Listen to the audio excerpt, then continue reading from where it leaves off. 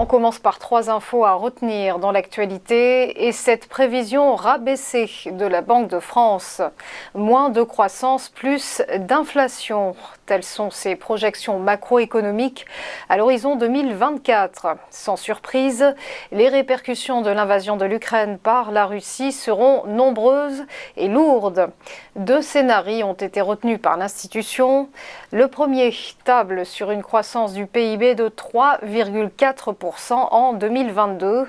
Le second, dit dégradé, affiche une croissance de 2,8% sur l'année.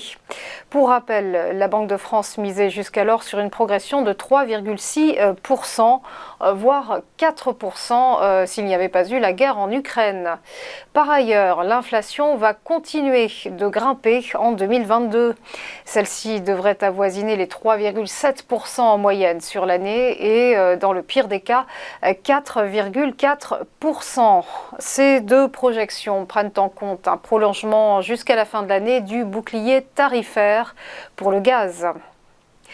Gazprom, bientôt en défaut de paiement. Selon Fitch, le géant gazier russe pourrait ne plus honorer ses engagements financiers. Selon l'agence de notation, le défaut serait imminent.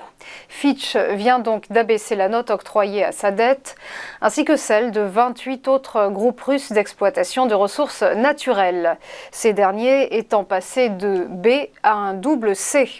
Moody's avait déjà abaissé la note de Gazprom cette semaine, alors que l'économie russe s'effondre sur fond de rouble en chute libre et de sanctions occidentales accrues.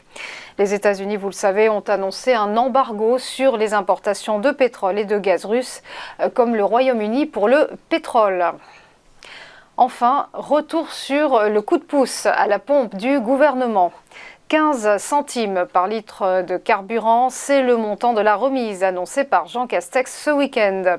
Une ristourne pour contenir l'envolée des prix, accentuée évidemment depuis le début du conflit en Ukraine. La mesure entrera en vigueur dès le 1er avril, il faudra donc patienter un petit peu, et ce pour 4 mois. Cette remise permettra d'économiser environ 9 € pour un plein de 60 litres.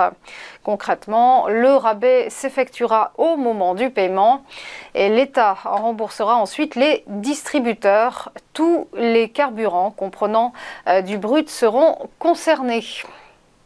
On passe au point bourse et petit rappel de la clôture des marchés financiers vendredi dernier. Le CAC 40 a terminé la semaine sur un rebond, plus 0,85%. L'indice parisien qui a fini la séance à 6260 points. À Francfort, le DAX s'est remarquablement ressaisi également, plus 1,38% à 13 628 points, tandis qu'à Madrid, l'IBEX progressait lui de 0,9%. Et à Londres, le FTSE prenait 0,79%. Autre ambiance à Wall Street en revanche, fin de séance dans le rouge pour tout le monde. Le Dow Jones a cédé 0,69%, l'indice élargi du S&P 500 a abandonné 1,3% et quant au Nasdaq, eh bien, il a fléchi de 2,18%. Enfin, un dernier mot ce matin du Nikkei, l'indice de Tokyo qui affiche du vert avec un gain de plus 0,58%. Voilà, reste avec nous, à tout de suite pour Chronocac et l'ouverture des cotations.